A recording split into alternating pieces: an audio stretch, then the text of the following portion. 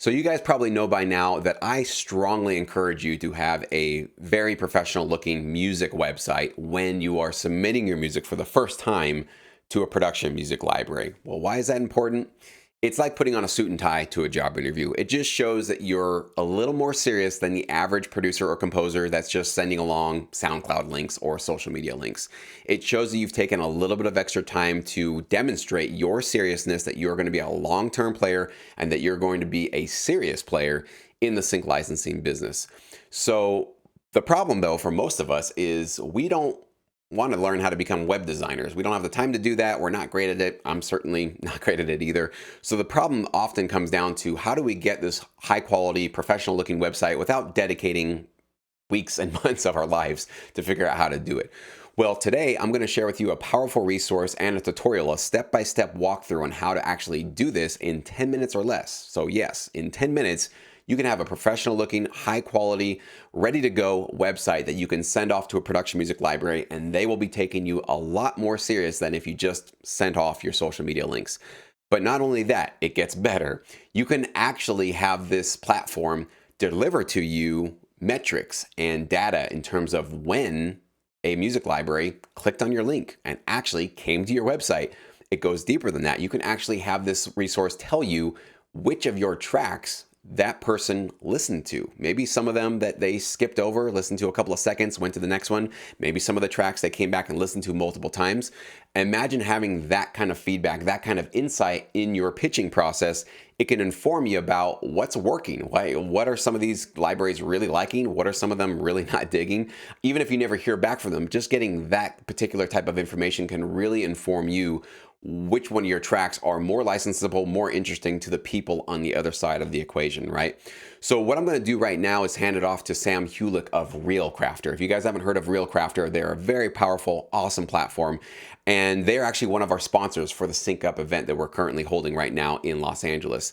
And the reason why I wanted to partner with Sam and ReelCrafter is because they are essentially one of these companies that have become a partner for us as production music library composers. I've only wanted to really partner with companies that essentially enable us and empower us to create those powerful, direct human relationships in this industry. So a company like ReelCrafter is 100% dedicated to enabling and empowering music composers and producers like us make these direct relationships. But not only that, have this transparency in terms of what's happening after we send off that link to these companies. What are they listening to? What are they engaging with? And what are they not engaging with? So if you want your professional music pitching website completed literally by the end of this video, all you got to do is click on that link below. There's going to be one in the description box and also the top pinned comment. Click that link and literally just follow along. Sam is about to walk us through the entire process step by step to ensure that you have a high quality, professional looking website literally by the end of this video. So Sam, I'll hand it off to you now. Thanks, Jesse. So yeah, let me show you how to build a fully functional music pitching website using ReelCrafter. There's 3 steps to the process, and if you follow along, you can have a great looking website in 10 minutes or less. So let's dive in. So before we jump into ReelCrafter, we just need to make an account. That's we'll call it step 0. It's not really a full step. So let me show you how to make a new account, and then we'll get into ReelCrafter. So just open your web browser and go to ReelCrafter.com. That should take you here. And you want to look for the sign up button in the upper right, or get started. This is the same thing, basically. We'll just click here, and you should see a sign up form. You will get a 14-day trial. This is a trial of the professional plan, so you can give it a spin if you want. I'm going to go ahead and sign up here. I just have a junk throwaway email I'll use. I'll call myself Bob.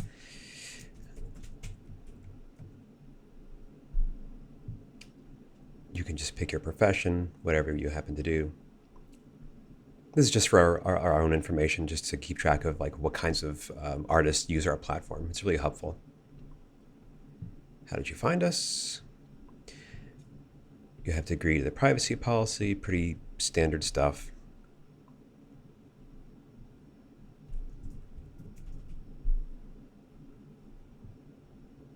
And then click Start My Free Trial.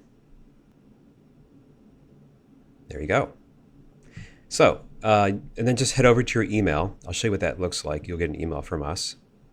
So obviously your inbox might look a little different from mine, but this is generally what you'll see. It's just a very short email from RealCrafter saying activate your account.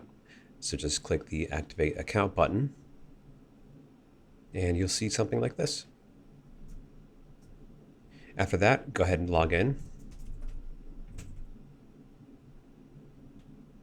and you'll be in your brand new RealCrafter account with a nice little welcome message. So you actually get a couple things here. There's a quick start video, 2 videos. You should definitely watch these. They'll give you a more in-depth tour of the platform. You can also take a guided tour. I'll just close these and I'll go ahead and just log into my own RealCrafter account. So the first thing that we recommend people do is upload all of their audio. That way you always have access to it no matter where you are. You could be in your studio, you could be traveling. Wherever you are, if you have access to the internet, you have access to RealCrafter and you can send out pitches or demos. We'll get back to that later. So the first step is to upload everything you have. I already have all my stuff, most of my music uploaded already. It's already categorized, but I left off a couple tracks just to show you the upload process. And it's as easy as just dragging a file over here and up it goes. Once that's done, we encode it to MP3 for streaming. And you can upload images as well. We recommend that people upload a headshot, your logo, if you have a logo, any other kind of artwork you want to present on the page, you can upload as well. So I have this banner image. I'm just going to drop in here for now. And this is free artwork, by the way. You can download free stock photos from Pexels, Unsplash, and there's a lot of free tools that you can use to edit images together. You can use Canva, Adobe Express, Vista Create is another one. So there's a bunch of these tools out there that you can use to make really compelling free images. Once you've uploaded your audio and images, it's best to organize it. There's 2 ways to do that in RealCrafter: folders and tags. Tags are usually used to indicate like genre, style of music, BPM, things like that, just sort of like keywords that might apply to a piece of music.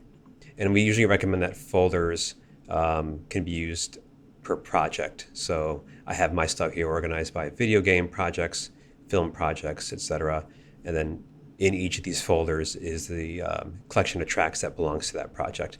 But really, it's up to you. You have total freedom on how you want to organize your stuff within RealCrafter.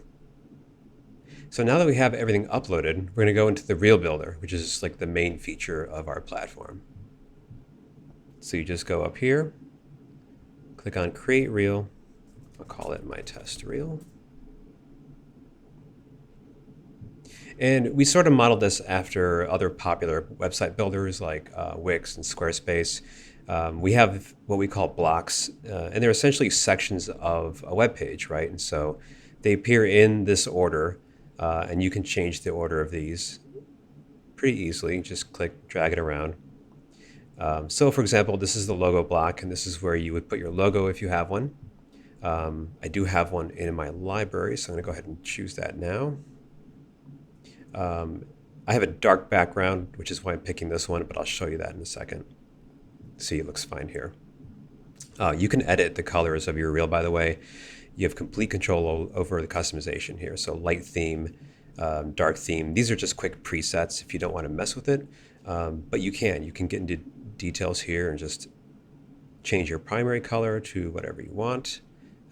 You can change the background color and see all those changes here. This is just a live preview. And I'll just save that. Let's take a quick look at what we have so far here. Pretty basic right now, nothing here but a logo. But we'll go ahead and keep working on this and build this thing up. I'm going to close this for now. I do have a banner image here that I have created. So I'm going to choose this banner image here. And if we take a look, this is what we have now. I'll go ahead and close this. Contact info, this is important, obviously. You can put your name here, your job title, where they can reach you, just the usual stuff. And by the way, all these blocks, these are optional. You can actually remove these if you don't want something, or you can hide it. And that's if you just want to, like, if you want to keep this around, maybe show it later. You don't want to outright remove it, you can just hide it temporarily. I'm going to skip these for now. This is just other blocks like text. You can have a personalized note here. I'm going to go ahead and remove that. And I'll remove the title as well. Media. So this is where we really want to spend our time. Each media block can have multiple playlists on it. And a playlist is just like a grouping of tracks. And they're grouped in some sort of logical way. Like, for example, by genre, you could have sci-fi. Here are my sci-fi tracks. And then below that, I have a second playlist that's like drama, for example. And you can name these whatever you want. It doesn't really matter. So I'll go ahead and just go with sci-fi. And this title on the playlist isn't shown by default, so you have to actually check this. And now that title of the playlist will be shown on your reel. I'm going to find some sci-fi tracks. Go with Mass Effect 3, and I'll pick the first 4. And I'll go ahead and add a second playlist. We'll just call it drama. And I'll find some tracks here from A Way Out, another video game, and add those. Yes, and so there we are. I'll go ahead and preview. And this is what we've got. We're not done yet, almost. So the media is taken care of. Actually, you can see I made a mistake here. I forgot to check the box to show that playlist title. Yep. And as soon as you make changes, you can see here it just saves right away, so you don't have to hit save. It's always there's always a draft, so you don't have to worry about like leaving the page and losing your changes. Everything is always saved. So I'm gonna go and preview again, and there it is. Great, sci-fi and drama, cool. I'll go ahead and close that for now, and we'll move on to the bio. This is a great place to pick a headshot you have uploaded and tell them a bit about yourself. So I'm going to go ahead and choose a headshot. I like this one here. It's a little less corporate looking. And I have a bio that I already have written up. I'm just going to paste it in here. And you can even change the title of this bio section. It'll say biography on the page. I'll just show you here. There it is. But you can change this to say about me if you want, or just not even have a title here. It's up to you. Just call it about me. We'll skip these two blocks for now. This is just if you have like an agent or a publicist, you can add them to your representation block. And then you can also have external links to your social media sites. I'll take these off for now. We're not going to use them. And now we're going to go up here and hit save and publish. And so I know it says publish. It doesn't mean the page is live yet. We have to make a link to the page. But we can preview it. This is what we're going to have. We're going to send out into the world. It looks pretty good. So the next step is to create a link. We call them share links. The cool thing about these is that you can create multiple links. And the reason you would maybe want to do that, if you're shopping your stuff around to multiple music libraries, for example, you can name the link according to the recipient. So for example, I'll say 8 p.m. music, and I'll make a second one, Mega Tracks, I think that's how they spell it. And now these two links are totally different, like the URLs are different. So when they open up this page, you'll know who opened it. It's not just like a link to like, okay, somebody opened your web page and you don't know who it is. You can tell that 8 p.m. specifically opened your page and listened to your music. So that's the purpose behind having these multiple links. And this is optional. You don't have to have 2 or 3. You can just have one, completely up to you. So one thing we recommend is that people customize, personalize the URLs. What they look like is this. If I go into settings, you can see here, this is the standard URL that you can share. And it's okay. It's kind of weird to have this code, not very personal. So if you want, you can pick a username when you sign up for RealCrafter. I've picked just my name. And You can add a bit of text here at the end. So I can actually say mega tracks and, kind of make them feel special. So it's like when they see this URL, I can go ahead and save this. And now there's this special URL here that I can copy and paste, and you can see here they'll see this URL, which is really nice. It's a nice touch. Or if you want to have this page to just shop around to anybody and just have it as sort of like a single purpose web page, you can do that too. And you can just say general, and you can go to settings and just call it music. You can just set that as your personal URL, and that'll be it. Go ahead and save that. So all these lead to the same page. So if I open up general, there it is. I can open up the Megatracks link, and same thing. But we'll get into why you would do this later. And that's all there is to it. In about 10 minutes, I built a really great looking music website. That's awesome, Sam. What I love about that is that it really makes it easy for music producers to get that professional looking website ready to go without having to become web designers ourselves. That's a really awesome and intuitive platform that you guys have created there. I want to definitely now ask you about those sort of more premium features, the ones where we can sort of get a deeper dive in terms of knowing when a production music library visits our website, which tracks it listens to. And I know that you guys offer a few different tiers of membership. So can you just kind of walk us through what you guys offer and what is included in each one of those memberships? Yeah, so I can talk a bit more about our plans. We have three of them. We have a free plan, starter, and professional. And so what I just showed you a minute ago, the walkthrough, you can do all that on the starter plan. Free as well, like free has more limitations as far as how many audio tracks you can have, things like that. But you can still build a great page on the free plan. With starter, you can personalize that URL. That was like the last part that I showed with the share links. So professional is not necessary to build a great looking page, but there's a ton of features. Like it's a huge list. I'll show you real quick. I'll go ahead and go to the plans page here. Just a quick comparison, starter and professional. You can see here all the check marks. There's like a lot more stuff. We've been putting a lot of time and effort into all these awesome features.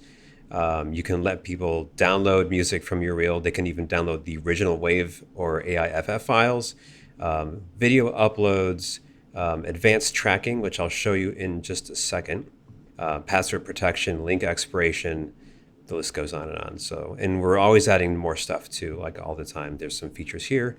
Audio normalization is coming soon, and so forth. So there's obviously too much to show. It would take probably like a whole hour. But I want to show a couple features that are like, one is our flagship feature for sure, like everyone loves it. That's the detailed tracking. And there's a second feature that's kind of new, and it's especially great for pitching to music libraries. So I'll come back here, and right now the dashboard, this is where the tracking data shows up, but it's empty right now. So I'm going to go ahead and go back to our test reel. And I'm just going to go ahead and quickly turn off a couple options. These are options on the professional plan. I mentioned being able to download tracks. They can download or not. They can download single tracks, original files. You also get email notifications too. So some people are kind of obsessive and they want to know like the minute their reel is opened, this will email you as soon as your page is opened. I'm going to turn that off though. And I'll just copy this link and I'll open a new window here. I'll paste that in and go to the dashboard here. And this is all real time. So you can see like the minute I open this page up, here it is. New session started right now, Chicago, Illinois, desktop. And as they play through my page,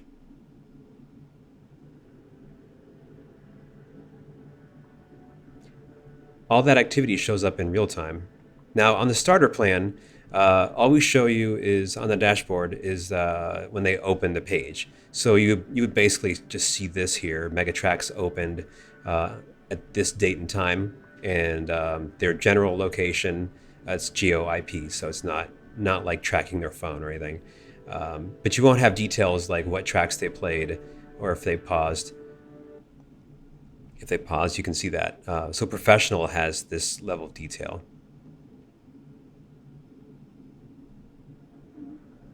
Everything they do, whether it's pausing a track or if they jump around, for example.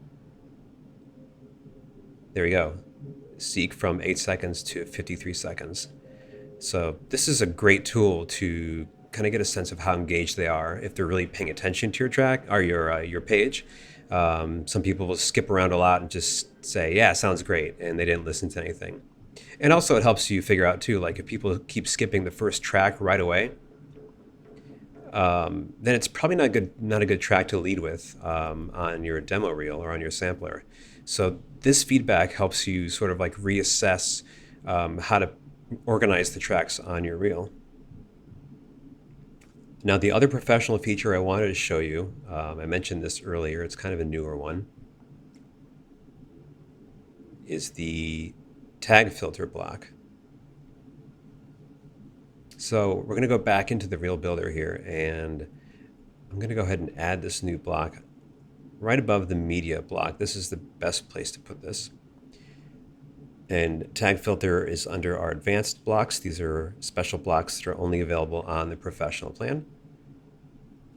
And what tag filter does is, I mentioned earlier, I've tagged a bunch of my tracks already. Here they are. And this lets you it lets your listener use your tags to filter the tracks on the page. And maybe I don't want them to see all these tags. You can pick which ones they get to see. So, for example, I'm going to pick synth, strings, slow paced, fast paced. What else is good here? Dark, driving. You know what? Gotta have epic, emotional, melancholy, moody, mysterious. Anyway, you could pick. There might be tags maybe that are just for your own information that are private, like rejects that were from a project that weren't used. Maybe you don't want to showcase that as a reject. So we give you the flexibility to pick what tags are actually shown on the reel. So I've picked this. I'll go ahead and save and publish, and I'll reload the page so they come back to the page, and here they are. And so now you see these filters, these tags over here, and with the track count afterwards, like how many tracks match that tag.